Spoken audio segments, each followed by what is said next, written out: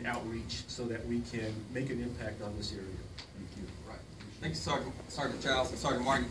Chief Coleman, I don't want to put you on the spot, but do you mind if you want to say anything? I am putting you on the spot. Like people say, you don't put you on the spot, but I'm putting you on the spot. No, you're fine. One of the things I'm going to tell you that's very, very helpful for us as police officers. We operate in a divisional type setting where we're separated by boundaries. Southwest officers, South Central officers, we serve, even though we serve all of our citizens, from the standpoint of when I want to reduce my crime, I'm looking at South Central, right? One of the things I love about what we have here and what's been developed, not just by our police officers, not just by our city officials, but by our citizens, that boundary has disappeared. So when Southwest attacks a crime problem, it no longer comes across to the South Central side and negatively affects our side. We both together are ridding our areas of crime. And so these are the things that we need to push out to the rest of our city, that we all together need to attack these issues and rid our neighborhoods of the criminal element. And we either need to turn them into productive citizens or we need to move them out of our area. So very proud of the things that are being done. I had the privilege of coming here after it was already established, and I want to tell you, I'm very impressed. I have my uncle lives here a couple miles from here, and so I have a personal interest here, and I thank you for what you do and looking forward to us continuing it. So thank you for all. And I want to thank all the officers. And so, to me, one of the things that did come out of the most tragic of events on July 7th was, you might correct if I'm wrong, Sergeant Charles, you might correct me if I'm wrong, this place kind of became, for this area, it kind of became a hub after July 7th, people wanting to get involved. And it did start with our apartment complexes. The apartments wanted to do things for our officers. I was at the the Southwest Police Station, and from our apartments alone, that we got flooded with letters from children that just wanted to write things, draw pictures. And so again, I talk about the reach, and so I think that speaks to what the officers have been doing here out of the Redbird Outreach Center. So with that, I did want to next go back to Mark. Is one of our most faithful, speaking of apartments, is one of our most faithful apartment He's taking on a leadership role with our apartment managers in the area. So Mark, if you will, I just want you to just briefly talk about kind of what you've done at Cielo Ranch and the benefit that you've seen from it. Well, not everybody knows. My name is Mark Burgess. I am the property manager at Cielo Ranch Apartments. First, I'd like to say I started in Dallas, based in apartments. Went to Little Rock, went to Fort Worth, came back here to Dallas. And as I looked through the whole back room, I have never had a better relationship, a better rapport with any law enforcement, as long as I've been doing that. And I can look back there and I can see a lot of people that actually stop by the office, a lot of people I talk to, I can explain stuff to, I can get information out to. And they are dedicated into making that place great, and it has been. So far, we have a Cielo Ranch Community Center, which for the younger children after school, Cheryl and Lisa, they've done a great job with that. They have the kids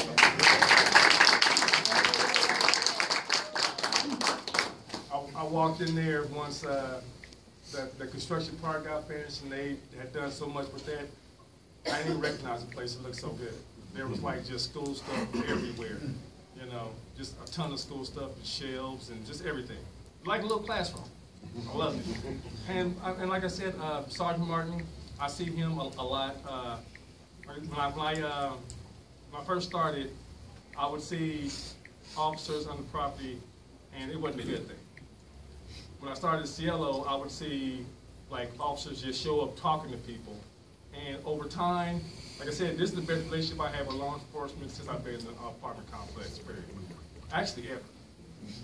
And looking around here, besides all the faces I see at the meetings, once a month, I've seen all these people stop by the property, stop by the office, say, how's everything going? Hey, we have this program. I get emails for job placements that I can put out. And it's just a lot of resources in this area that's making this place even better. Hey, Mark, you mind talking about how the community room was established and the thought process behind the community room? Well, I went to my first meeting when I first started in July 2015 across the hall, and I met Ms. Pemberton. And I got to talking to her, and I told her some of my ideas. When I first got there, I noticed kids were just playing out in the back, throwing a football, in the parking lot. There was no place for them. So I went to the meeting that Kenny had told me about. So I went there, and I met Ms. Pemberton, and I told her, and she said, the way she talks, she's like, okay, well, do something about it. So, well, I guess now I got to do something about it. I said something, I got to do something. And we had area in our property that was just being used as a maintenance area, really huge area. And she gave me an idea about a community center, and I told my owner, and he said, great, let's do it. And so he funded us, for the community center, and we converted it, got everything done. Ms. Pemberton got Lisa and Cheryl to go ahead and run it, and it's been, we opened up when? Last August, and it's been going strong ever since. And also we have a cooking program also in a separate area. But I want to thank Ms. Pemberton. She's been helpful in a lot of stuff that, she's been helpful in pushing me in a lot of stuff that, if I think about it and ask her about it, she gives me ideas of how to do it. And it gets done. I want to thank her for that.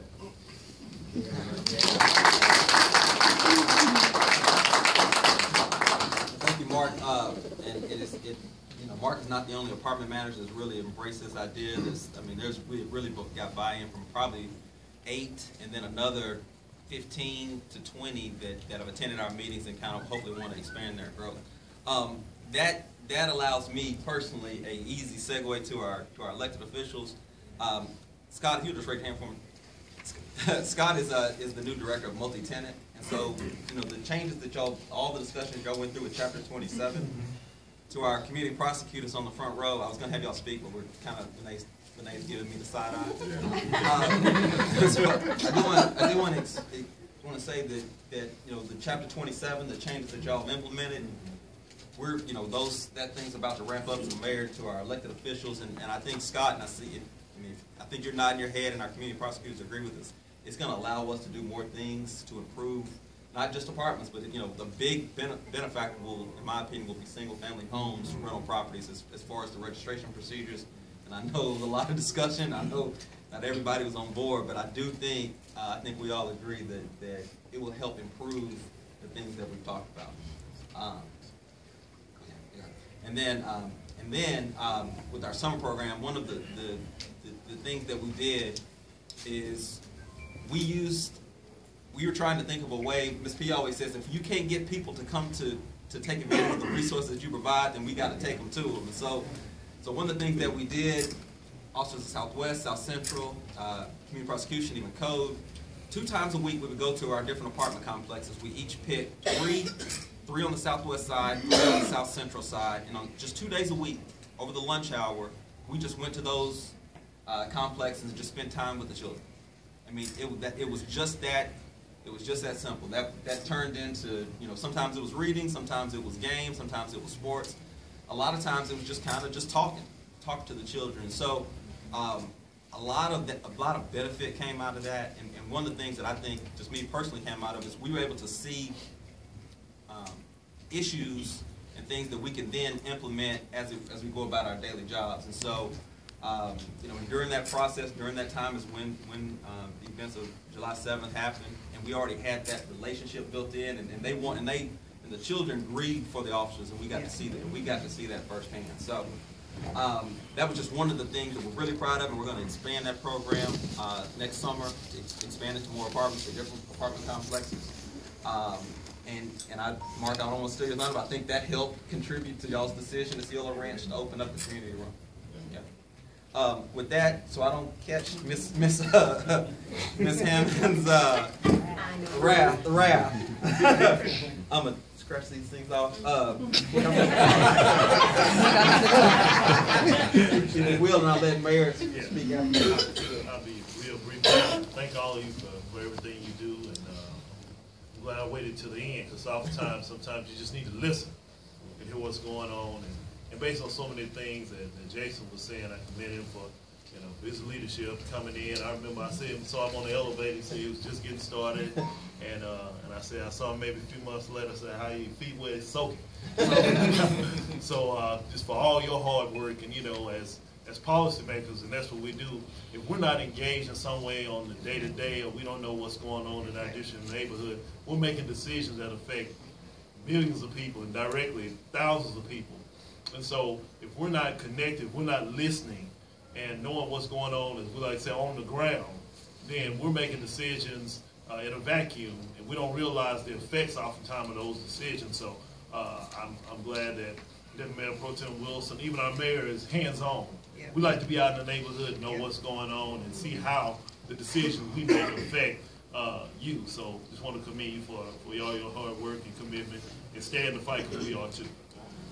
Before we bring the mayor, we got one more program that I have to tell you about. We talked about it today about the jobs and transportation, Renee. That came out of you all when we were doing all this thing. I'm going to bring Curtis up and his team to talk about.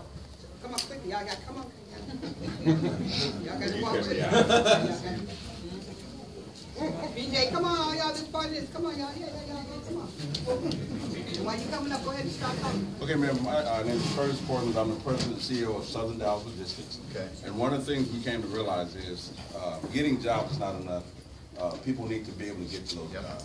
And so what we did was, we speak corralled me one day, we were sitting down talking, I was delivering papers and everything.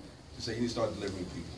And so we created Southern Dallas Logistics. And so what I did was I began to figure out how I'm going to start this thing. So I went to a job fair, sat around, all these people were getting turned down for jobs because they could not get to the job. So one of the places was Marathon Staffing out in Ennis, Texas. There were like 30 people they couldn't hire because of transportation. I had no way of figuring out how I'm going to get 30 people to this place. So I just started borrowing people's cars and everything. So now I figured out, how do I get to these people that need jobs? Went to the homeless shelters. We've gotten over 40 people at the Dallas Life Foundation jobs. We take them there in the morning. There are pictures here of picking people up at the train station. We pick them up at the train station at 5:30 in the morning. At which train station? Ledbetter train station. Okay. And also we pick them up right here at the Texas Workforce Commission. Okay. Pick them up at 5:30 in the morning, get them to work. These are people that are in homeless shelters. They're much better about themselves because they have jobs and everything. There's also some ex-felons who people would not hire because of their background. So now we're able to get them jobs. So now we're out there at the inland port. We're getting people to the jobs because that's the biggest thing. It's not enough to get a job. You got to be able to get them to the job.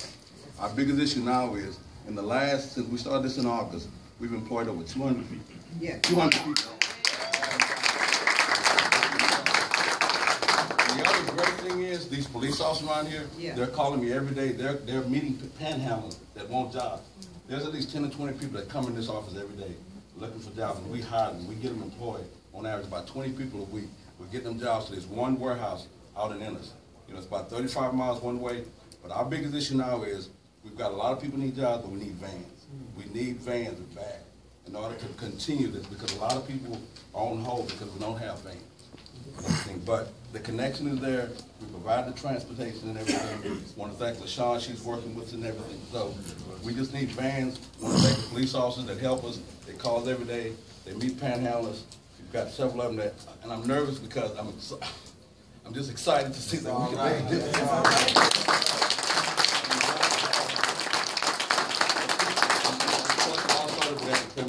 You know, when she doesn't ask you to do anything. She tells you what to do. Pick that up. Pick that up.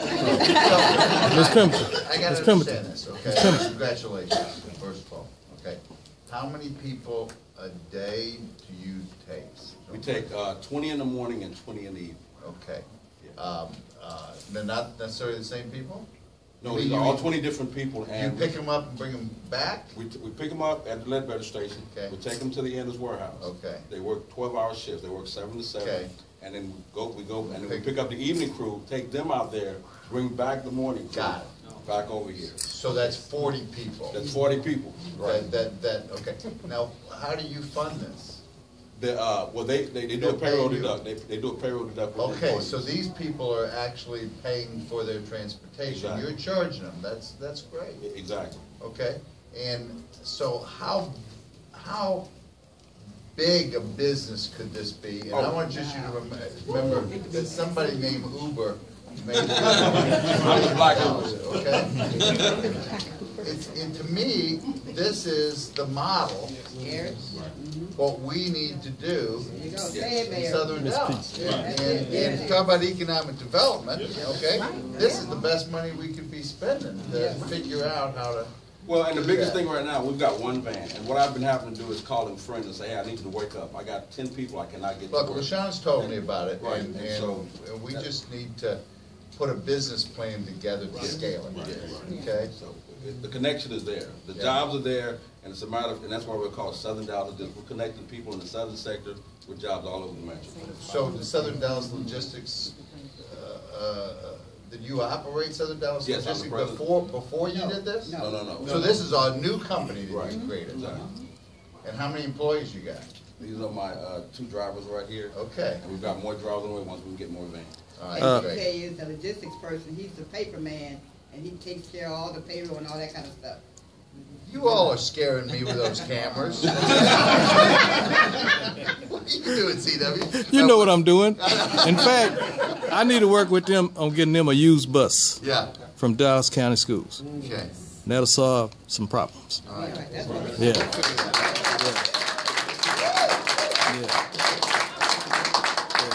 That's great. And don't forget about Claudia, because we would. Oh, most definitely. Claudia, yes, she's the one that got me hooked up with the Texas Workforce Commission. And what do you do before?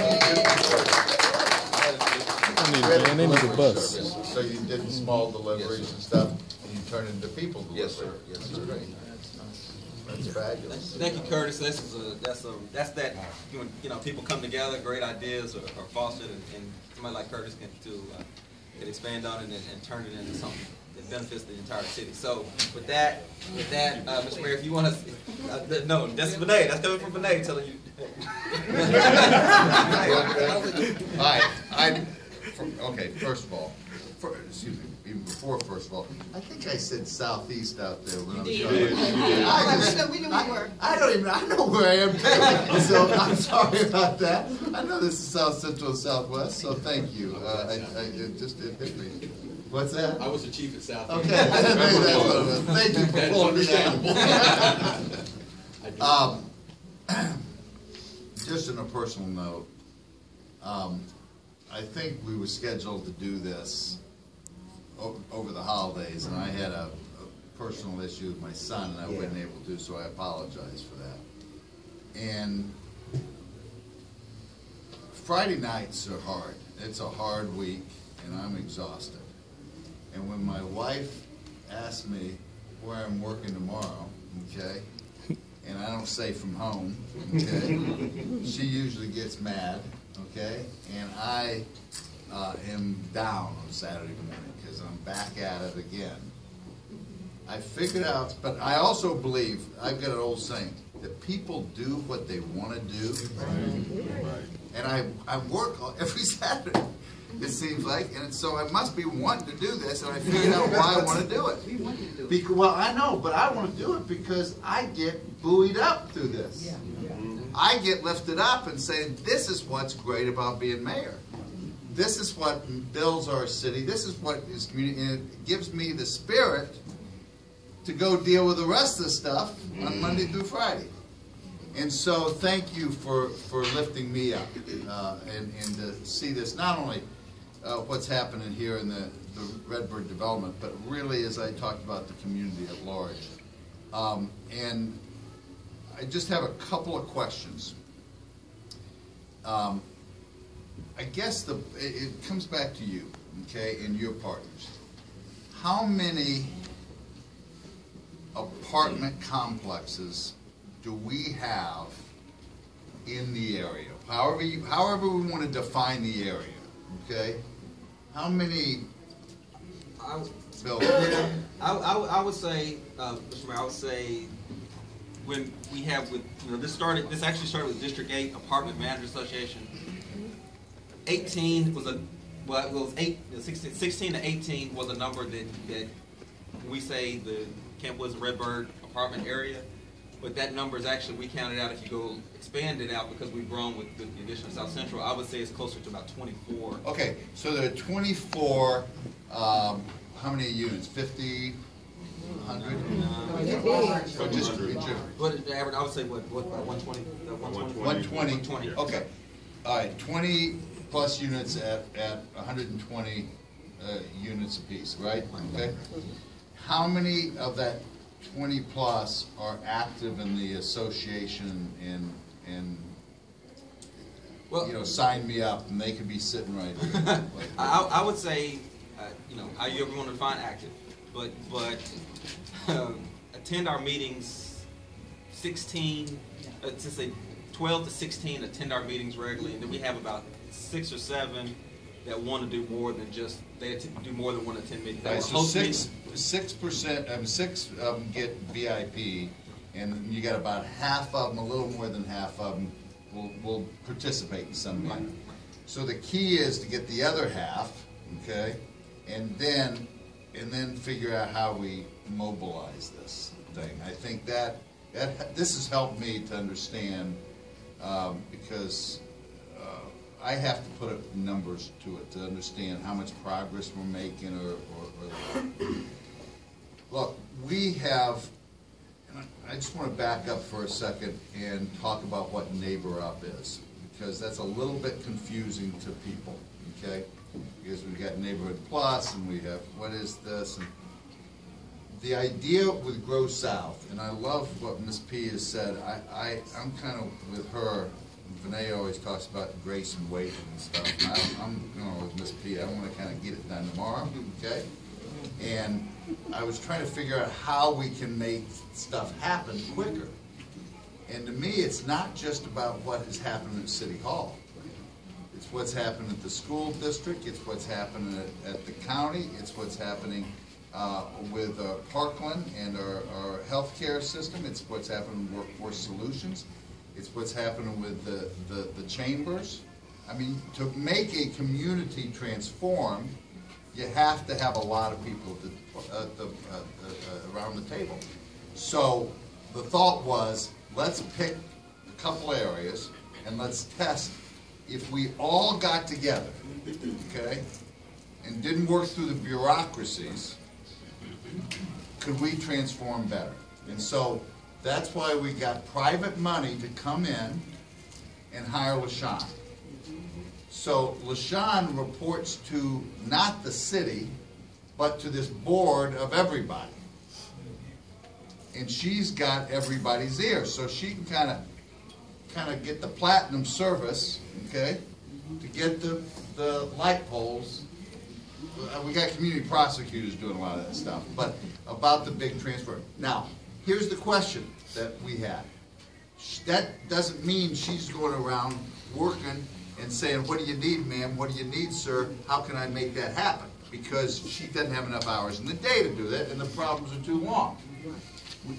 Because as you do change management, you've got to have a clear strategy, and strategies have to be clearly focused. And I learned a long time ago that the essence of strategy is sacrifice, meaning it's what you don't do and what you do. You have to make that decision. We've decided that Neighbor Up, the big insight in this area is there's a lot more money and a lot more financial potential than people think. Peter talked about it, and there's a lot of people that could be working that aren't working. There's we could unleash an economic power in this area that would just be huge. And so the strategy we're on is to really focus on economic development and jobs, okay? And getting these people jobs. Now, where do these people live? That's where it comes back to the apartment complexes, okay? And what we've got to do is, there's a lot, we'd have job fairs all the time, but I'm getting very upset because we're not turning those job fairs into jobs. And I don't know why, but it's not my job to whine. My job is to get them jobs. So we've got to take it to the apartments. We got to take it to these people. And so job one is to get in their face and say, we got a job for you, okay? Come on, let's do it, let's get it going. And that doesn't mean 100% we're going to do, we're going to get it done, but we do need to create, we've got the jobs are out there, guys, okay? Everybody says we need jobs, the jobs are here in the Dallas area, all right? We've just got to connect it, so we've got to connect with those people, and that's what Sean's kind of big focus, and we're going to need department folks help us. And then we got to get them to the work. Because right now they don't have a car to drive to work, and we don't have a train that goes from the mall to in the Inland Port, for instance. We got to create that system, and over time we'll get there. But we can't wait for 5 years. We got to do it this summer, and so that is where our focus is. And anything that you can do to help us do that. That doesn't mean that they're not hungry people out there, okay? And thank God you're doing some food stuff, but we're not going to be focused on feeding people, okay? We're going to be focused on those jobs and making that happen. And we've got a lot of churches around that need to facilitate. So I just wanted to say that's our commitment. We've got a lot of resources. Thank you, CW, for saying you'd get buses. But you know what? That's the least of our problems, okay? Mm-hmm. We should be able to get lots of buses and minivans and stuff, okay? That's right. You know, I mean, that's something I can help with, all right? And what we have to do is make this thing happen one person at a time, okay? It's not like we're going to just go do 100 new jobs. We're going to have 100 individuals that get a job and get to work and and show up at work and don't get fired, and just keep it going, and that's when we start to transform this. So I'm sorry for talking so long, but and lastly, okay, when you hear negativity about Southern Dallas, when you hear negativity about Neighbor Up, when you hear negativity about Grow South, I want to hear about it, okay? Because I need folks that are positive, okay? That doesn't mean we can't improve, okay? We can improve all the time. Every person can improve every day. But let me tell you, there are no spies down here. There's no gentrification going on down here. There's people trying to kind of raise themselves up and create a community, all right? And we need to just put negativity over in the corner for a while, and let's get on with it. So I'm sorry, but I see so many of people that are working hard. We got to kind of come together and support those that are making this happen. So thank you so much, Jason. Appreciate it. So with that, I was gonna have LaShawn speak a little bit about Neighbor Up. I'm gonna have her, if it's okay with you, I'm gonna have her stay. If you have any questions about Neighbor Up, LaShawn is right here on the front row, and Scott, if you don't mind, if anybody's here from the department has questions about Chapter 27 or any changes, please let me know. We'll stay after. But thank everyone for coming so much. Have a happy New Year. She stepped out. She's right here. Oh, she okay. Okay. Jason. Yeah, I know. Yes. I'm sorry. Can I say something yes. real quick? My name is Nicole Arrington, and I work with Workforce Solutions. We have a couple of other Workforce Solutions people here. And thank you. I'm a consultant for Workforce Solutions, so I'm boots on the ground working with employers, trying to get them in and trying to get we got the jobs here. right? Yes. And so we want to get a little bit more creative because, like you said, sometimes the people don't come to us, so we have to get out and go to them. And so if we have apartment complex managers here that would like to host job fairs or anything at your complexes, please reach out to us and let us know, because we have to get creative in going out to get the people that won't come to us, because, like I said, we have the jobs. So. All right, and I just wanted to say one thing. LaShawn fully support what she does. She is a woman that has a heart for the community and to improve what we're doing. And like I said, some of that creativity, I just talked to Jason, let's have a job fair at the apartment complexes. Let's get the companies to come in, and then they will That way we don't have to worry about them being on time or them getting transportation. We just let the apartment complexes know that we're gonna bring jobs there and they're looking to hire. Not only that, another thing, I don't know if Candy's still here, the Oh, yes, she's hotel. here, yes, Where's Candy's Candy? still The hotels have a lot of people that's been evicted, they go to the hotels and stay there. And so BJ and Bass and I was talking about, we went to a hotel, the area, they had about 100 kids there, they've been evicted. So one of the things Candy and I and BJ, we're gonna start feeding them and having job fairs there at some of the hotels and motels that we have in this area. Yeah, all right. Thank you so much, everybody, for coming. Have a wonderful day. Happy New Year.